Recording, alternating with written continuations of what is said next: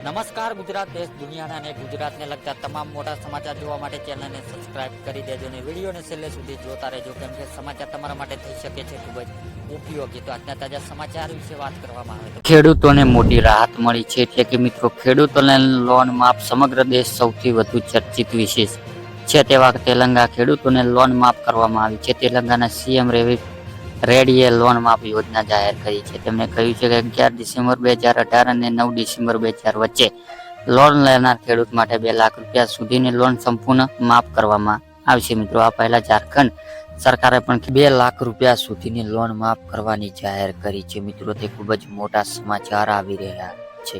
મધ્યમ વર્ગના રાહત આશા. એટલે નરેન્દ્ર મોદી વડાપ્રધાન તરીકે સતત ત્રીજી વાર શપથ લીધી છે અને પીએમ મોદી શપથ બાદ મધ્યમ વર્ગના રાહત રાહ જોઈ રહ્યા છે. તે રાહત નાની બચત યોજના વ્યાજવા દરોમાં વધારો, જુલાઈથી સપ્ટેમ્બર વચ્ચે નાની બચત યોજના વ્યાજવા દરો ફેરફારો મોટી કામગીરી સામનો કરી રહ્યા છે. તો પીપીએફ વ્યાજવા દરોમાં છેલ્લો ફેરફાર એપ્રિલ જૂન 2020ના ત્રિમાસિક ગાળા માટે કરવામાં આવશે. વ્યવસાય કરવા માટે 10 લાખની સહાય. એટલે કે કેન્દ્ર સરકાર દ્વારા વ્યવસાય કરવા માંગતા નાગરિકોને પ્રોત્સાહન માટે સ્પષ્ટ અને યોજના અમલ મૂકવામાં આવી છે. પોતાનું નાગરિકોને જેને પ્રક્રિયા જટિલ હોય છે, આ પ્રક્રિયામાં અનેક રસ્તાઓ પુરાવા તરીકે આપવા પડે છે અને બેંકની ગેરંટી પણ આપવામાં આવી રહી છે. તો સામાન્ય વર્ગ માટે મુશ્કેલી બની જાય છે, જેને લઈને કેન્દ્ર સરકાર વેપારનો પ્રોત્સાહન આપવા માટે પ્રધાનમંત્રી મુદ્રા યોજના શરૂઆત કરી છે. અને આ યોજના અંતર્ગત લાભાર્થીઓને કોઈ પણ પ્રકારનું ગેરંટી વગર લોન મળી શકે છે અને આ યોજના લાભ કોઈ લઈ શકે છે અને અરજદાર કરવાની રહેતી પ્રક્રિયા વિશે અમે તમને જાણકારી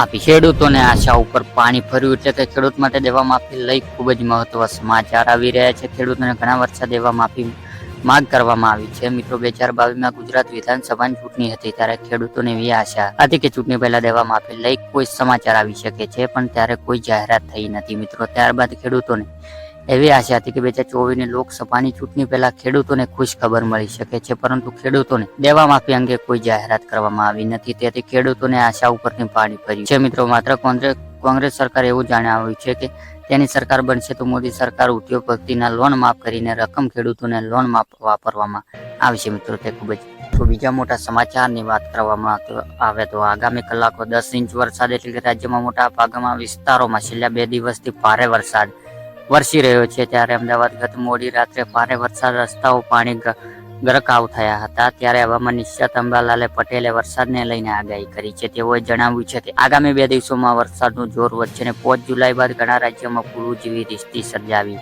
શકે છે અને દક્ષિણ અને સૌરાષ્ટ્ર ભાગોમાં 4 થી 10 ઇંચ વરસાદ પડી શકે છે. મિત્રો, તે ખૂબ જ મોટા સમાચાર આવી છે. ત્યારબાદ મિત્રો, બીજા મોટા સમાચારની વાત કરવામાં આવે તો ભારેથી અતિ ભારે વરસાદની આગાહી, દરિયાના ખેડવા સૂચના. એટલે કે રાજ્યમાં મોટા ભાગમાં વિસ્તારોમાં ભારે વરસાદ વરસી રહ્યો છે. ત્યારે મિત્રો, ઘણી જગ્યાએ ભારે વરસાદના પગલે પૂરી સ્થિતિ પણ સર્જાઈ હતી. ત્યારે હવામાન વિભાગે કરેલી આગાહી પ્રમાણે આજે અમદાવાદ ભારે પવન સાથે ધોધમાર વરસાદ પડી રહ્યો છે. તો મિત્રો, બીજી બાજુ રાજ્યમાં અનેક જિલ્લાઓનો ઓરેન્જ અને યલો એલર્ટ જાહેર કરાયું છે અને માછીમારોને દરિયાના ખેડવા માટે સૂચના પણ આપી દેવામાં આવી છે. અને હવામાન શાસ્ત્રી અંબાલાલ પટેલે વરસાદને મોટી આગાહી કરી છે, જેમાંથી 8 થી 12 જુલાઈ સુધી દક્ષિણ ગુજરાતમાં ભારે વરસાદ પડી શકે છે અને તારીખ 27-30 જૂનથી જૂનાગઢ અતિ ભારે વરસાદ પડી શકે છે. જામનગર, દ્વારકા, પોરબંદર, ઓખામાં વરસાદ પડવાની આગાહી કરી છે. જ્યારે મધ્યમ ગુજરાત, સૌરાષ્ટ્ર અને ઉત્તર ગુજરાતમાં સૌરાષ્ટ્ર પર વરસાદ થઈ શકે છે અને આજથી 27 જૂનથી 5 જૂન સુધી વાવણી કલાક વરસાદ પડી શકે છે. મિત્રો, તે ખૂબ જ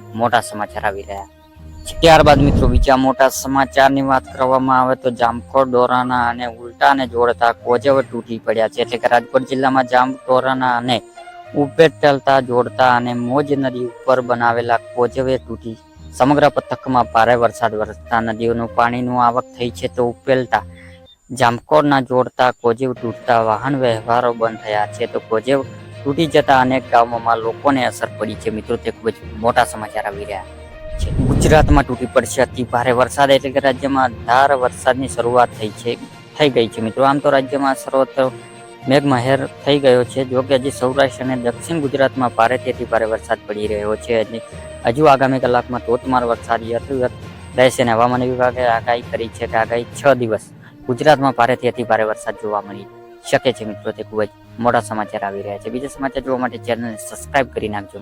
બાદ હવે મેઘરાજની તોફાની બેટિંગ શરૂ કરી છે. મિત્રો, રાજ્યમાં કેટલાક જિલ્લાઓમાં ભારેથી અતિ ભારે વરસાદ ખાબક્યો છે. મિત્રો, ત્યારે હવામાન જાણકારી અંબાલાલ પટેલે રાજ્યમાં વરસાદને લઈને ચોંકનારી આગાહી કરી છે. મિત્રો અંબાલાલે પટેલે આગાહી મુજબ 1 જુલાઈ રોજ અમદાવાદ, ઉત્તર અને મધ્યમ ગુજરાતમાં ભારેથી અતિભારે વરસાદ ખાબી શકે છે. મિત્રો જ્યારે 5 જુલાઈ રોજ એક સિસ્ટમ બનશે, જેના કારણે દક્ષિણ ગુજરાત, સૌરાષ્ટ્ર અને કચ્છ ભારે વરસાદ ખાબી શકે છે. મિત્રો તે ખૂબ જ મોટા સમાચાર આવી રહ્યા છે. ત્યારબાદ મિત્રો બીજા મોટા સમાચારની વાત કરવામાં આવે તો જુલાઈ પહેલા સપ્તાહ ડાંગ અને વલસાડમાં પૂર્વ આવશે. મિત્રો એટલે કે છેલ્લા કેટલાક દિવસોથી દક્ષિણ ગુજરાતમાં અટકી ગયેલું ચોમાસું હવે સૌરાષ્ટ્ર તરફ આગળ વધી રહ્યું છે, જેના કારણે મિત્રો સૌરાષ્ટ્ર અનેક જગ્યાએ મુશળધાર વરસાદ પડી રહ્યો છે. જોકે બીજી તરફ ઉત્તર ગુજરાતમાં હજુ જોયેલા કેટલાક વરસાદ પડતો નથી. મિત્રો એટલે કે છેલ્લા 2-3 દિવસથી વરસાદ અટકી ગયેલો છે. મિત્રો તે ખૂબ જ મોટા સમાચાર આવી રહ્યા છે. મિત્રો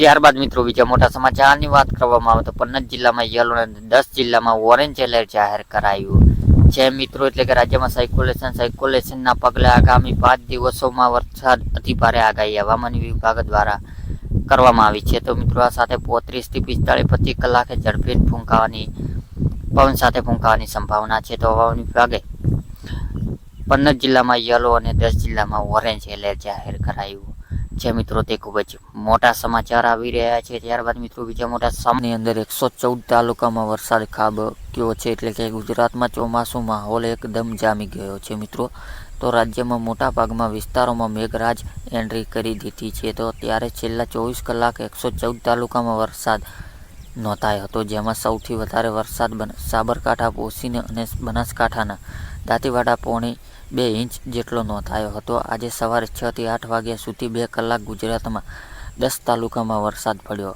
હતો.